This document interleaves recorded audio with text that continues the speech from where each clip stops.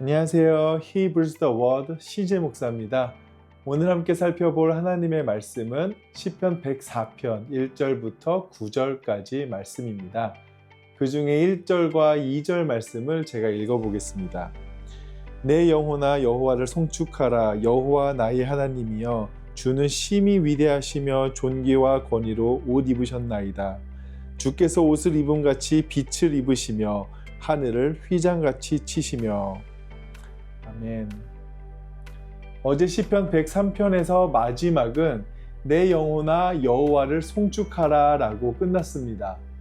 그런데 오늘 104편 1절을 보시게 되면 똑같이 이렇게 시작하는 것을 볼 수 있습니다. 내 영혼아 여호와를 송축하라.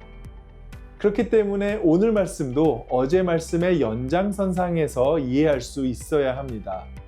어제 본문에서 우리가 만유를 구원하시는 왕에 대해서 살펴봤다면 오늘 본문은 만유를 창조하시는 왕을 보여주죠.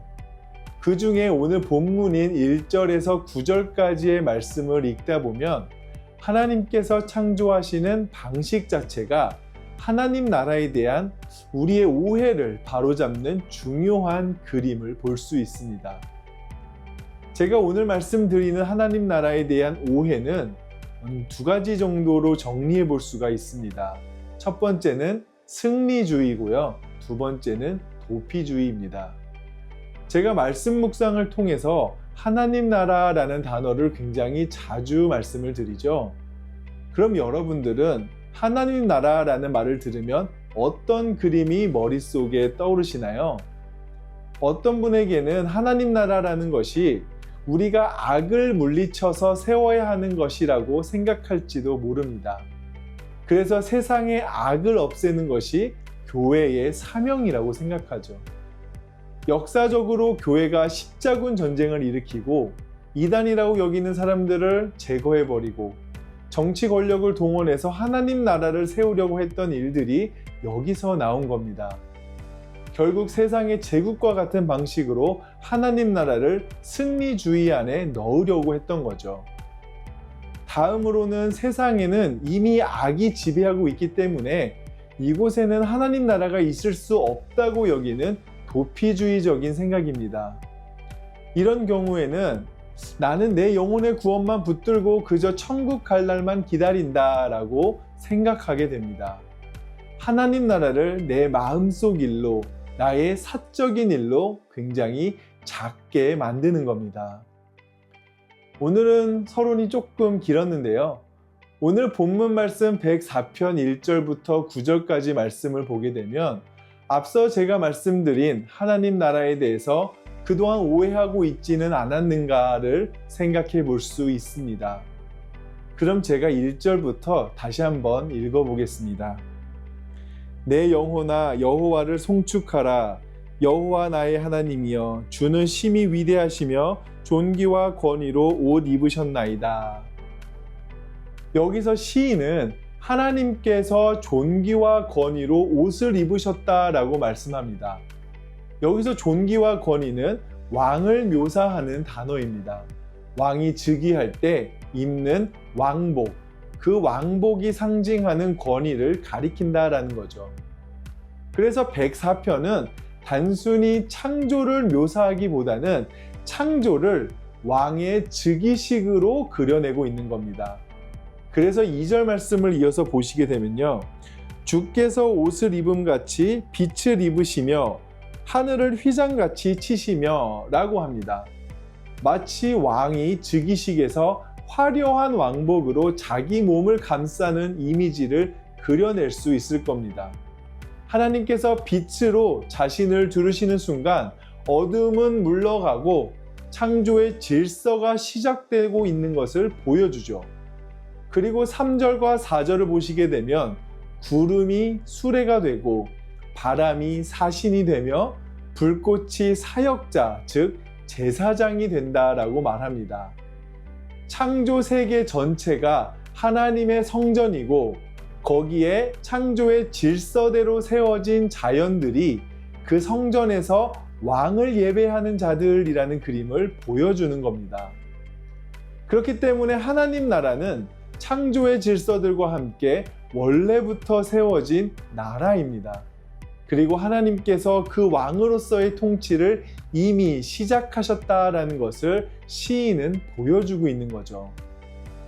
그런데 본문을 보게 되면 3절부터 9절까지 내용에 물에 관련된 내용이 많이 나오는 것을 볼 수 있습니다. 고대 근동에서 물은 혼돈과 무질서의 상징이죠. 그래서 깊은 바다가 나오고 모든 것을 집어삼키는 파도와 홍수가 어떻게 보면 왕의 모습과는 대조되는 모습으로 볼 수 있습니다. 그런데 왕이신 하나님께서 그 물을 어떻게 대하시냐면 3절 말씀 초반을 보게 되면은 물에 자기 누각에 들보를 얹으시며 라고 말씀합니다. 하나님께서는 혼돈의 물을 완전히 제거하시는 것이 아니라 그 위에 자기 왕궁을 지으신다라고 말씀하시죠. 혼돈은 그대로 있는 겁니다. 그런데 하나님은 그것을 발판 삼아서 그 위에 자신의 통치 자리를 세우시는 겁니다. 그리고 9절 말씀을 보더라도 주께서 물의 경계를 정하여 넘치지 못하게 하시며 다시 돌아와 땅을 덮지 못하게 하셨나이다 라고 하시죠. 마치 혼돈의 상징인 물을 향해 넌 여기 넘을 수가 없어 경계를 딱 지으신 겁니다. 그럼에도 혼돈은 계속해서 그 경계를 넘으려고 하죠. 그래서 본문 9절 말씀 마지막에 다시 돌아와 땅을 덮지 못하게 하신다라고 말씀하시는 것처럼 하나님께서 그 혼돈을 친히 막고 계신다라고 볼 수 있는 겁니다. 우리의 관점에서 볼 때는 이 혼돈의 세력이 굉장히 크고 그로 말미암아 하나님 나라는 더디게 온다라고 보여질지도 모릅니다. 그럼에도 오늘 말씀이 보여주는 하나님 나라는 이미 혼돈은 하나님 왕의 통치 아래에 있고 이것은 하나님 나라의 경계를 넘지 못한다라는 거죠. 다시 말해서 이미 하나님은 승리하신 분임에도 불구하고 우리는 그 하나님의 승리를 쉽게 신뢰하지 못하고 마치 경계에 부딪혀 조금 넘어온 그런 물에 휩쓸리고 그것을 두려워하는 아주 연약한 존재라고 생각해 볼 수 있습니다.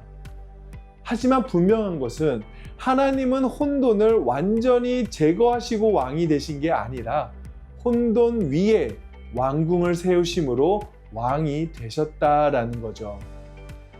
그렇다면 이 말씀들을 근거로 하나님 나라의 백성으로 산다는 것은 과연 무엇일까요? 그것은 바로 악이 여전히 존재하는 이 세상에서 그 자리에서 하나님 나라의 질서를 살아내는 것입니다. 우리가 살아가는 현실을 보면 부조리한 일도 있고 억울한 일도 있고 내 힘으로 해결되지 않는 혼돈들이 있습니다. 각자 개인의 삶 속에, 가정 속에, 직장과 사회 속에 그 혼돈들이 존재한다라는 거죠. 그런데 그 혼돈들이 다 사라진 다음에야 우리가 하나님 나라를 살아내려 한다면 우리는 아마 이미 임한 하나님 나라를 평생 누려보지 못하게 될 것입니다. 그래서 오늘 말씀이 보여주는 것은 그 혼돈 가운데서도 그 자리에 하나님의 통치가 이미 세워져 있다라는 거죠. 그런 의미에서 여러분들께 이런 도전을 드리기 원합니다. 지금 여러분들의 삶 속에 여러분들이 제어하기 힘든 혼돈들이 있을지라도 그 위에 왕궁을 세우신 하나님을 바라보시고 의지하시고 그분과 계속해서 관계를 갖기를 원합니다. 그리고 그분에 대한 신뢰와 관계가 그냥 말로 끝나는 것이 아니라 삶으로 흘러나아가기를 원합니다. 혼돈이 여전한 가정에서, 부조리한 직장에서, 해결되지 않는 여러분들의 관계 안에서 우리가 이미 하나님 나라의 백성이라는 사실을 보여주고 살아내시길 원합니다.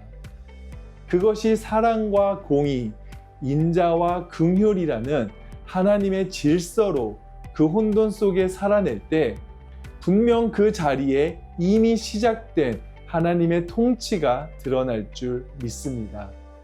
그럼 함께 기도하겠습니다. 사랑과 은혜가 충만하신 하나님 아버지, 당신의 나라가 이 땅 가운데 세워질 때 그 악을 다 제거해 버리지 않으시고 그 위에 세우셨음을 오늘 말씀을 통해 봅니다. 주님, 그 악에 세워진 하나님 나라를 우리가 이 땅 가운데 볼 수 있기를 원합니다. 그래서 그 하나님을 더 신뢰하고 하나님을 붙잡으며 이 땅의 혼돈들을 이겨내기를 원합니다. 이미 승리하신 아버지의 그 뜻을 저희가 이해하고 말씀을 통해 깨달으며 그 주님을 붙잡을 수 있는 우리들이 되게 해주시고 그것을 이겨냄으로써 이 땅에 하나님 나라의 백성으로 살아내는 우리 모든 성도님들이 될 수 있도록 힘을 허락하여 주시옵소서. 성령 하나님께서 함께하여 주시옵소서. 그 하나님을 오늘 하루 가운데 더 의지하고 더 붙잡을 줄 믿사오며 감사드리며 예수님 이름으로 기도드렸습니다. 아멘.